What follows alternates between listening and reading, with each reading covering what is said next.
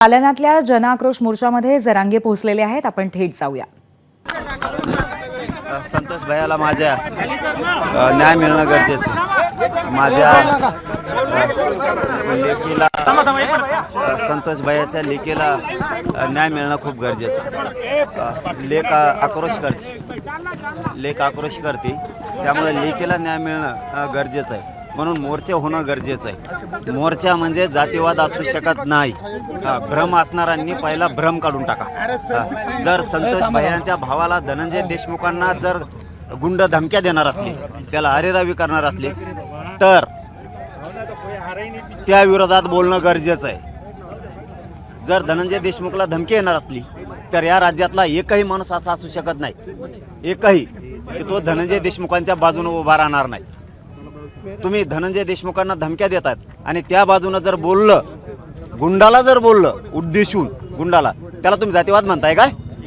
मग काय मारून टाकायचा का धनंजय देशमुख सुद्धा संतोष देशमुख भैयासारखा? त्यामुळं न्यायासाठी मोर्चे होणार आहेत. समाजात मी समाज म्हणून आलोय, मी समाज आहे, मी कोणीही नाही आहे, समाज म्हणून आलोय. आणि उद्या माझ्या बंधूचा दावा पण आहे, चुलत बंधूचा, आणि माझी तब्येत सुद्धा खराब आहे. त्यामुळे मी आता मोर्चाला भेट देऊन संभाजीनगरला हॉस्पिटलला जाणार आहे. दादा, राज्यभर धनंजय मोठे समर्थक आंदोलन करतायत, धरणे आंदोलन करतायत. तुमच्यावर लातूरमध्ये शिवाजीनगर पोलीस स्टेशनमध्ये गुन्हा दाखल झाला आहे. मी जर संतोष भैया देशमुखांना न्याय मागत असलो आणि गरिबाच्या लेकराला न्याय देण्यासाठी मी बोलतोय, समाज बोलतोय, याला जर तुम्ही जातीवाद समजून गुन्हे दाखल करणार असले तर मी असले हजारो गुन्हे घ्यायला तयार आहे, हजारो घ्यायला तयार. गोरगरीब मराठ्यांच्या लेकराला न्याय मागायचा नाही आरक्षणाचा, त्याला जातीवाद म्हणणार तुम्ही? अरे कोणत्या दिशेला घेऊन चाललात राव तुम्ही? कोणत्या दिशेला घेऊन चाललात? मंत्र्याला नाही बोलायचं, कोणाला बोलतात लोक? या राज्यात लोक मंत्र्यांनाच बोलतेत, मंत्र्यांनाच बोलावं लागतं. त्याच्यात जात काय नाही संबंध आहे? आम्ही आमच्या समाजाच्या नेत्याला बोलत नाहीत का? इतर समाजाच्या नेत्याला बोलत आहे. कोणतीही जात असू द्या, ज्यावेळेस आंदोलन करते त्यावेळेस नेत्याला, मंत्र्यालाच बोलत असते. मंत्र्याला बोलणं म्हणजे जात. आता आपण सहज बोलतो मंत्र्याला, तुला गावात फिरून नाही देणार. का बोलते? ते राज्याच्या मंत्रिपदावरती बसलेले आहेत, प्रमुख जबाबदारी त्यांची, त्यांनाच जनता बोलत असती. तुला राज्यात नाही फिरून द्या. त्या जात कशाला अंतर आहे? कशाला वळण पाडीता? उलट प्रतिमोर्चे काय काढता? दुसऱ्या तुमच्याकडे जर मर्डर झाला असा तुमच्या घरात, तर मग बाकीच्या समाजाने बी मोर्चेच काढायचे का? तुमच्या विरोधात ही रूल पाडायचे का तुम्हाला? हां, तुम्ही आता ते सत्तेत मंत्री आहे म्हणून त्याला बोलतात, सत्तेत हे म्हणून त्याला बोलतात, फिरून देणार नाही, अमुक करून देणार नाही, तमुक करणार. ही जनता आहे, रोष आहे, बोलती. त्या जात कशाला आणता? मग उद्या आमच्या बी समाजाच्या नेत्याला बोलल्यावर मग आमच्या लोकांनी तसंच बोलायचं का? आमच्या लोकांना बोलू नको, आमच्या मंत्र्याला बोलू नको, आम्ही असं म्हणायचं का? अरे मंत्र्यालाच बोलावं लागत असतं, तुला फिरून देणार नाही, अमकं करून देणार नाही, तमकं करून देणार नाही. मंत्र्याला बोलल्यामुळं आमचं आहे आणि आमच्याला म्हणतात बोलू नको, फिरून देणार नाहीत. अरे मग मंत्र्यालाच म्हणत असतात ना फिरून देऊ नको, मग दुसऱ्याला म्हणत असतात का? काही लोक बळजबरीने जातीवाद आणतात. त्या प्रकारे बळजबरीला नाही, षडयंत्र आहे, षडयंत्र धनंजय मुंडेचं. त्याला वाचवण्यासाठी त्याचं हे षडयंत्र आहे. आणि त्यांनी हे ओबीसीचं पांघरून घेऊ नये, स्वतः पाप करायचं आणि ओबीसीच्या मतानं झाकवायचं, हे चांगलं नाही. ही रूढ पडल. ते लोक उठवायलाय, गुंडाची टोळी, लाभार्थी टोळी ती, सगळा त्यांचा समाज अजिबात नाही. ओबीसी तर लगेचच नाही.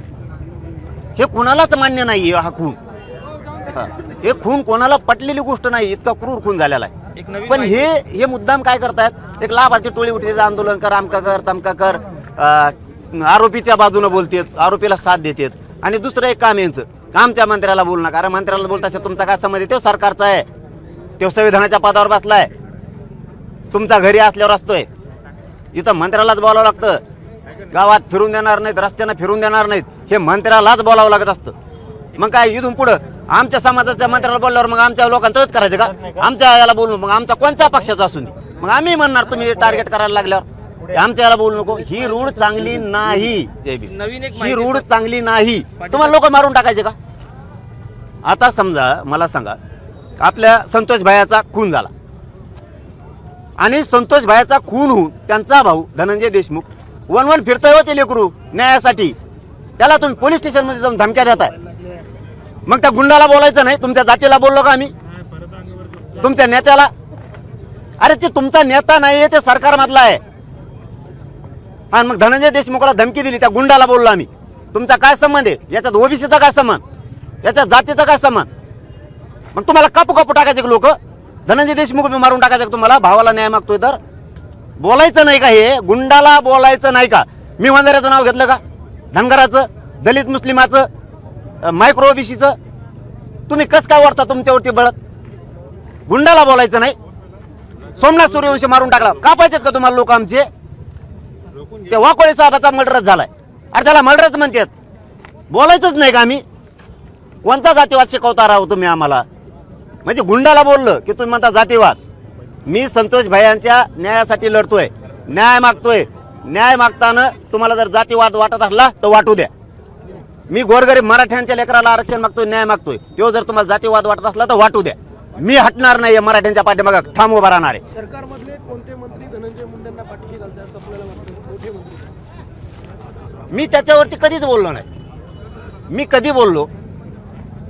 ज्या दिवशी धनंजय देशमुखांना धमकी दिली त्या दिवशी या धनंजय मुंडेचं नाव घेतलं.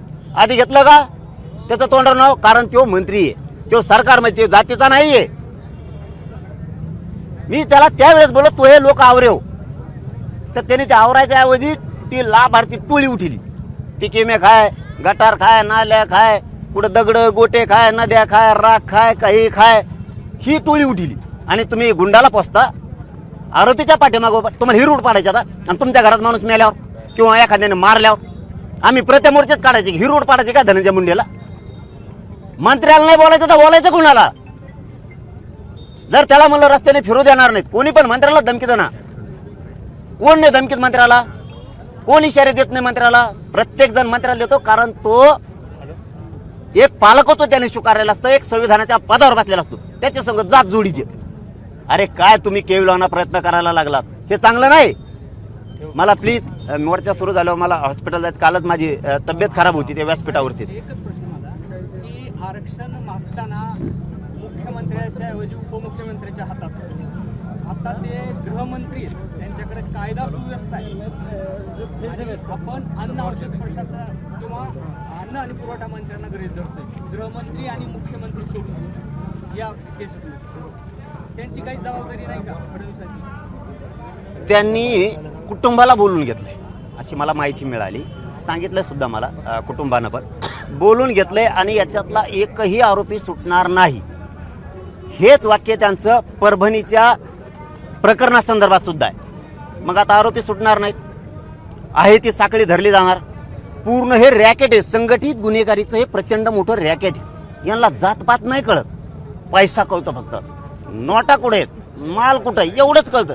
जात पात यांना काहीही कळत नाही. ते जात कळणारे, समाज कळणारे, ओबीसी कळणारे आणि जनता समजणारे हे ते दुसरे नेते होते, हे नाही. म्हणून मुख्यमंत्र्यांनी शब्द दिलेला आहे, म्हणून तर मराठी शांत आहेत.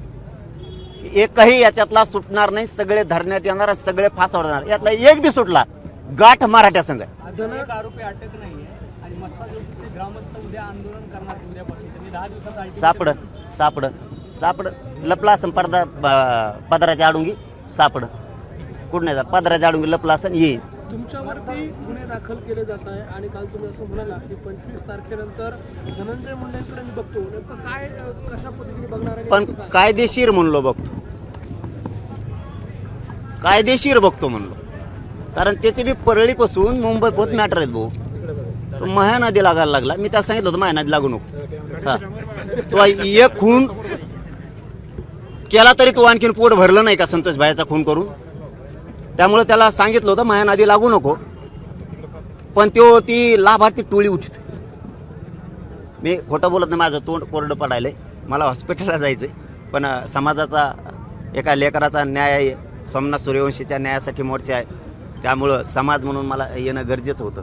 पण तुमचा प्रश्न अर्धवट राहू नये म्हणून न्याय घेऊस तर मी हटत नाही. तुमच्या मोर्चाच्या विरोधात माझ्यावरती किती गुन्हे दाखल केले लाभार्थी टोळी धनंजय मुंडेने उठून. धनंजय मुंडेचा पाय खोलात चाललाय, आणखीन खूप खोलात चाललाय. त्याच्या लक्षातच आहे ना तो काय करून घ्यायला लागलाय. फोन करतो ओबीसी नेत्याला माझ्या बाजून उठा, लाभार्थी टोळीला म्हणतो माझ्या बाजून उठा, आंदोलन करा. अरे माझ्यावर हजारो केस झाले तरी मी गरिबाच्या न्यायासाठी लढायचं बंद करणार आहे का?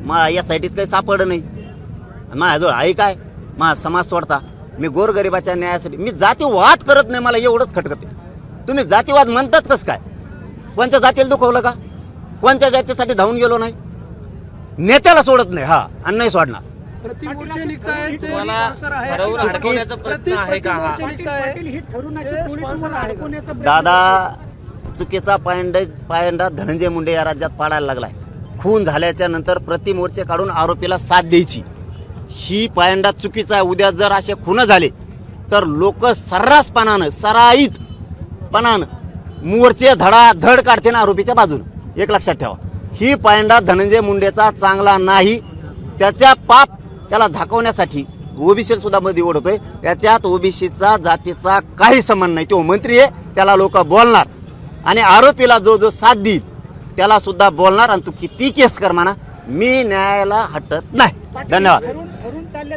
ठरून षडयंत्र धनंजय मुंडेंनी रचलेलं षडयंत्र एबीपी माझा उघडा डोळे बघा नीट.